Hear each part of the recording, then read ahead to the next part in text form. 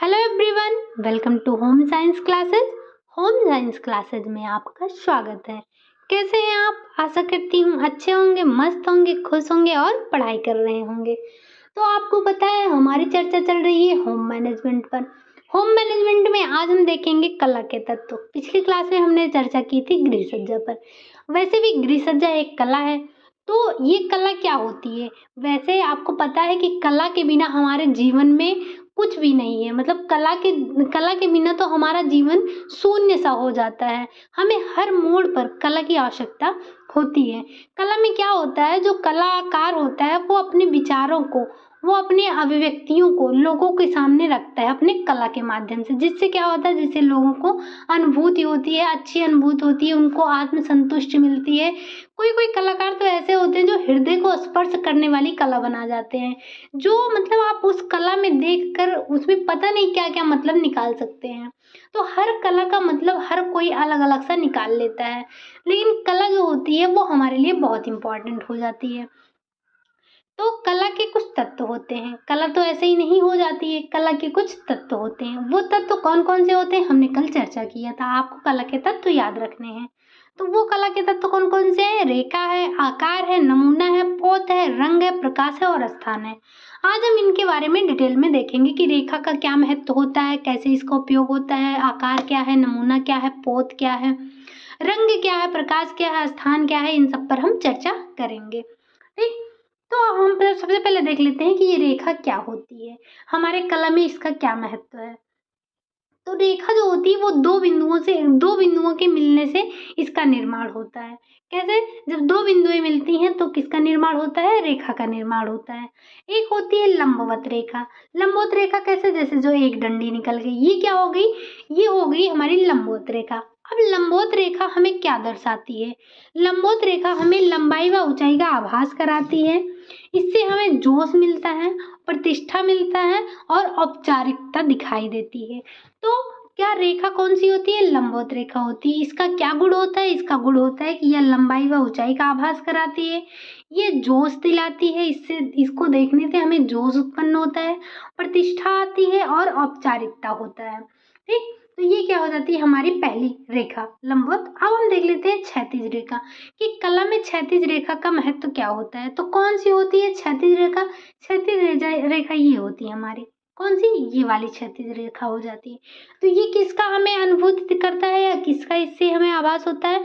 तो ये हमें आराम का, मतलब आराम का जो है आभास कराता है, विश्राम का, तनाव का, निरंतरता का।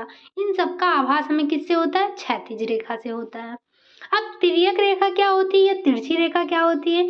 तो तिरछी रेखा क्या होती है? तिरछी रेखा से हमें क्रियाशीलता का आभास होता है, गतिशीलता का आभास होता है, परिवर्तन का आभास होता है। ये जो आभास है इसको आपको याद रखने हैं।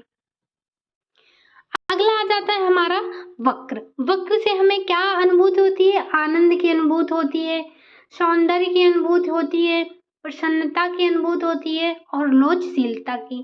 तो रेखाएं कौन कौन सी होती हैं हम एक बार फिर से देख लेते हैं।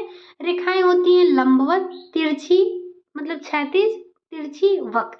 आपको ये भी याद रखना है कि हमें ये क्या क्या दर्शाती हैं। जो हमारी रेखाएं हैं, जो लंबवत रेखा है, तिरछी रेखा है, क्षैतिज रेखा है, वक्र रेखा है, ये हमें किस चीज का आभास कराती हैं? तो आराम का आभास किससे होता है? क्षैतिज से होता है। मतलब ये आपको याद रखना है। लंबाई व ऊंचाई का आभास हमें लंबवत से होता है। जोश, प्रतिष्ठा और औपचारिक कौन सा दिखाता है? हमें लंबवत रेखा दिखाती है। क्षैतिज रेखा क्या दिखाती है? क्षैतिज रेखा में दिखाती है आराम, विश्राम और तनाव दिखाती है। और तिरछी रेखा क्या दिखाती है? क्रियाशीलता दिखाती है, गतिशीलता दिखाती है, परिवर्तन दिखाती है। अगला आ जाता है हमारा वक्र। वक्र से वक्र रेखा जो होती है, वक्र रेखा कैसी होती है? वक्र रेखा ऐसी होती है और तिर्यक रेखा ऐसी होती है। तो वक्र रेखा हमें किस चीज की अनुभूति कराती है? आनंद का, सौंदर्य का, प्रसन्नता का और लोचशीलता का। ये क्या होता है हमारे? ये होते हैं हमारे रेखा के महत्व किसमें? हमारी कला में। ठीक। अगला आ जाता है आकार। आकार क्या होता है? आकार होता है एक वर्गाकार होता है। वर्गाकार कैसे होता है? जब हम सजावट करते हैं तो उसमें हम रेखाओं का तो प्रयोग करते ही करते हैं, फिर हम आकार का प्रयोग भी करते हैं। कैसे कैसे आकार का प्रयोग? वर्गाकार। सबसे पहले आ जाता है वर्गाकार। वर्गाकार में क्या होगा? इसमें ऐसे ही चार चार भुजाएं होती हैं और ये चारों एक समान होती हैं। ये होता है हमारा वर्गाकार। तो इससे क्या होता है, इससे हमें जो है जो वर्गाकार है ये हमें अनुभूति कराती है किस चीज़ की। तो वैसे हमें वर्गाकार की अनुभूति नहीं याद रखना है, बस हमें याद रखना है कि आकार कौन कौन से हो सकते हैं। तो वर्गाकार हो सकता है, अगला हो सकता है आयताकार। आयताकार में कैसे होता है, आयताकार में होता है ऐसे, जिसकी आमने सामने की भुजाएं बराबर होती हैं, वो क्या होता है, वो होता है हमारा आयताकार। अगला आ जाता है त्रिभुजाकार। त्रिभुजाकार कैसा होता है, त्रिभुजाकार होता है ऐसे, ये होता है हमारा त्रिभुजाकार, जो त्रिभुज के समान होता है। गोलाकार क्या होता है, ये होता है हमारा गोलाकार। वैसे आपको ये सारे आकार तो पता ही हैं, लेकिन आपको एक बार फिर भी देख लेना है। तो अगला आ जाता है पंचभुज। पंचभुज कैसे होता है, जिसकी 5 भुजाएं होती हैं, ये हो गया हमारा पंचभुज। ठीक, अब हमारा षष्ठभुज आ जाता है। षष्ठभुज क्या होता है, जिसमें 6 भुजाएं होती हैं, ऐसे होता है, ये होता है हमारा षष्ठभुज। ठीक, आगे हम देखते हैं आगे क्या है, नमूना। अब हम देखते हैं कि ये नमूना क्या होता है। नमूना जो होता है ये रेखा, आकार, रंग से मिलकर बना होता है। नमूना हमारा किससे बना होता है, ये बनता है रेखा, आकार, रंग, इन सब से मिलकर बनता है नमूना। तो ये नमूने के भी कुछ प्रकार होते हैं, इनको आपको याद रखना है। तो पहला प्राकृतिक नमूना। प्राकृतिक नमूना कहते हैं जिसमें हमें जो आर्ट बना है, जो कला बनाया गया है, उसमें हमें प्राकृतिक चीज़ों का प्राकृतिक चीज़ें दिखाई देती हैं, वे होती हैं हमारी प्राकृतिक, जो है वो होता है हमारा प्राकृतिक नमूना। ज्यामितीय नमूना क्या होता है, जो ज्यामितीय विधि से बनाया जाता है, वो हमारा होता है ज्यामितीय नमूना। अगला होता है हमारा अमूर्त। अमूर्त मतलब ये इसमें जो है हम देखे नहीं रहते हैं, बस कलाकार जो होता है वो अपनी कला से बना देता है। जैसे मान लीजिए ये जो है नदी बह रही है, नदी बह रही है, मतलब पानी बह रहा है, पानी बह रहा है। अब ये पानी ऐसे घूम के आ रहा है, यहाँ पे मान लीजिए कोई बत्तख है, तो किसी को क्या दिखेगा कि बत्तख यहाँ से भाग रहा है, किसी को दिखेगा कि बत्तख इसके अंदर आ रहा है। मतलब जो कलाकार होता है उसकी जो अपनी भावना होती है, वो उसको अपनी अपनी भावनाओं को व्यक्त करता है, उसमें वो होता है अमूर्त। ठीक, अगला आ जाता है मिश्रित। मिश्रित में क्या होता है, मिश्रित में प्राकृतिक और ज्यामितीय संरचना का मिश्रण होता है, ये होता है हमारा मिश्रित जो है नमूना। अगला आ जाता है पोत। पोत क्या होता है, पोत होता है जैसे कोई वस्तु छूने में, ये चूने नहीं, ये छूने, छूने में कैसी दिख रही है। जब आप किसी वस्तु को छू रहे हैं तो उससे उसे छूने पर कैसा आभास हो रहा है, जैसे कोई कोई चीज़ हो गया खुरदुरा होता है, कोई चीज़ होता है बिल्कुल चिकना होता है, तो ये होता है टेक्सचर जो होता है हमारा, जो पोत होता है हमारा, वो होता है कि आप किसी वस्तु को जब छू रहे हैं तो वो कैसा दिख रहा है। तो जो वस्तुएं छूने में कैसी दिख रही हैं, प्रकाश का परावर्तन कैसा है, इन सब की जानकारी हमें मिलती है, वो किससे मिलती है, पोत से मिलती है। मैंने यहाँ पे बस वही आपके लिए नोट डाउन किया है जो एग्जाम में पूछे जाते हैं, मैंने इसे बहुत ज़्यादा नहीं लिखा है। तो बस आपको याद रखना है टेक्सचर क्या होता है। तो टेक्सचर वो होता है जो कोई वस्तु हम छूते हैं, छूने में कैसी है, उसको छूने पर किस चीज़ की अनुभूति हो रही है, प्रकाश का परावर्तन उस पर कैसा है, तो इन सब चीज़ों को जो बताता है वो क्या होता है, वो हमारा पोत होता है। अगला आ जाता है हमारा रंग। रंग क्या होता है, रंग होता है भावना व्यक्त करते हैं, ये जो रंग होते हैं वो हमारी भावनाओं को व्यक्त करते हैं। तो रंग का हम एक अलग से चैप्टर पढ़ेंगे, ये थोड़ा लंबा है, तो इसका हम जो है अलग से एक टॉपिक ही है पूरा, हम इसे अलग से पढ़ेंगे और प्रकाश भी अलग से पढ़ेंगे। लेकिन अभी के लिए बस यही इतना याद रखते हैं कि रंग क्या होता है, रंग से भावनाओं को व्यक्त करते हैं हम। ठीक, अगला आ जाता है प्रकाश। प्रकाश क्या होता है, ये भी 2 प्रकार का होता है। कौन कौन सा, प्राकृतिक और कृत्रिम, 2 प्रकार के प्रकाश होते हैं, जिनका हम प्रयोग किस में करते हैं, गृह सज्जा में करते हैं। गृह सज्जा में आपने रंग का और जो है प्रकाश का प्रयोग कैसे किया, जैसे आपने गृह को सजाया है, अब आप वहाँ पे किस प्रकार के रंगों का प्रयोग कर रहे हैं, ये आपकी कला में इम्पॉर्टेंट हो जाता है। और प्रकाश, आपने सज्जा कितनी भी अच्छी कर ली है, आपने कितना भी अच्छा वहाँ पे मान लेते हैं आपने रंगोली बना दिया है, फूल लगा दिया है, आपने वहाँ पे अच्छे अच्छे रेखाओं का प्रयोग करके डेकोरेशन कर दिया है, लेकिन अगर वहाँ पे प्रकाश नहीं है, वहाँ पे प्रकाश पहुँच नहीं पा रहा है, तो उस सजावट का कोई मतलब नहीं रह जाएगा। किसी अंधेरे कमरे में आप कितना भी सजावट कर दीजिए तो उससे कोई फर्क पड़ेगा नहीं पड़ेगा, तो वो क्या हो जाएगा, बेकार हो जाएगा। तो इसीलिए क्या होता है कि प्रकाश का बहुत ज़्यादा मतलब इम्पोर्टेंस बहुत बढ़ जाती है प्रकाश की किसी भी सज्जा में। आपने सज्जा भले ही थोड़ी कम अच्छी की है, लेकिन अगर वहाँ पे प्रकाश अच्छा पड़ रहा है तो भी वो उसकी शोभा को बढ़ा देता है। लेकिन आपने सजावट बहुत अच्छी कर दी है, तो अगर वहाँ पे प्रकाश नहीं पहुँच पा रहा है तो उस सजावट का कोई मतलब रहेगा नहीं, कोई उसे देख पाएगा ही नहीं, तो वो सजावट हमारी बेकार हो जाएगी। तो हमारे आपको इससे समझ में आ रहा होगा कि हमारे जो गृह सज्जा है उसमें रंग और प्रकाश का कितना महत्व है। अगला आ जाता है रिक्त स्थान। रिक्त स्थान ये तो सबसे इम्पोर्टेंट हो जाता है। जब आप कोई भी सजावट करते हैं, गृह सज्जा हुआ या किसी भी चीज़ की सज्जा हुई, तो आप उसमें रिक्त स्थान को बहुत महत्व दीजिए। मान लीजिए आपका ये घर है, आपने सजा दिया, ऐसे सजा दिया, यहाँ सजा दिया, यहाँ सजा दिया, यहाँ सजा दिया, यहाँ सजा दिया, सब कुछ पूरा सजा ही दिया। अब यहाँ पे कहीं पे कोई जगह ही नहीं बच रही है, तो वो देखने में आपको उतना आकर्षक नहीं लगेगा। लेकिन आपने मान लीजिए यहाँ पे एक घर है, यहाँ पे कुछ फूल-वूल बना दिया, यहाँ पे कुछ फूल-वूल बना दिया, यहाँ पे कुछ फूल बना दिया, कुछ कोई सामान रख दिया। ये जो आपके यहाँ खाली स्थान बचा है ये सब, ये आपकी कला को और भी सुंदर बनाते हैं। लेकिन जब आप पूरा उसी में भर देते हैं, आपने देखा होगा जब आप मेहंदी लगवाते हैं, तो एक वो होता है जब आप मेहंदी पूरी एकदम घनी मेहंदी लगा लेते हैं, तो वो उतनी अच्छी नहीं लगती है। वो भी तो एक डेकोरेशन ही हो रहा है, वो आपके हाथ पे हो रहा है। लेकिन अगर आप अपने मेहंदी में बीच-बीच में स्पेस देते हैं, तो वो मेहंदी बहुत ही खूबसूरत लगती है। तो उसी तरह से हर चीज़ में आपके लिए स्पेस देना बहुत ज़रूरी हो जाता है। खाली स्थान का महत्व बहुत बढ़ जाता है। ये आपकी कला को बहुत ही सुंदर बना देता है, खाली स्थान जो होता है, ठीक? अब ये थे हमारे कला के तत्व। अब हम यहीं लगे हाथ देख लेते हैं कि कला के सिद्धांत कौन-कौन से हैं। तो आपको यहाँ से सबसे इम्पोर्टेंट है क्या याद रखना है कि आपको कला के सिद्धांत कौन है, कला के तत्व कौन है। इसके बीच से भी क्वेश्चन आपसे पूछा जा सकता है, तो आप इसको भी नोट डाउन कर लीजिएगा। तो हम देखते हैं कला के सिद्धांत कौन-कौन से हैं। कला के सिद्धांत 5 हैं। कौन-कौन से? एक हो जाता है आपका अनुपात, दूसरा हो जाता है संतुलन, तीसरा होता है समरूपता या एकरूपता, फिर चौथा हो जाता है लय, पाँचवा हो जाता है बल। तो इनके बारे में हम चर्चा कर लेते हैं। बहुत डिटेल में नहीं देखेंगे, बस उतना ही देखेंगे जो हमारे एग्जाम के लिए इम्पोर्टेंट है, क्योंकि आपको पता है हमारा सिलेबस बहुत बड़ा है, हमें पढ़ना बहुत ज़्यादा है और हमारे पास टाइम बहुत ज़्यादा नहीं है। शायद टीजीटी पीजीटी का एग्ज़ाम जो है दिसंबर तक हो सकता है, मान लेते हैं हो जाएगा, तो हमारे पास इतना टाइम नहीं है हम बहुत डिटेल में चीज़ों को पढ़ने बैठें। हम वही उतना पढ़ेंगे जो हमारे एग्जाम में जहाँ से क्वेश्चन उठता है, बस।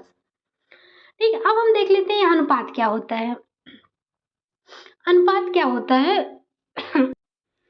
तो अनुपात क्या होता है कि अनुपात में आपको रेखा का, दूरी का, माप का, इन सब का अनुपात बराबर रखना होता है। ऐसा नहीं है कि आपने जो है दूरी काफ़ी कर दी है, दूरी बहुत कम कर दी है।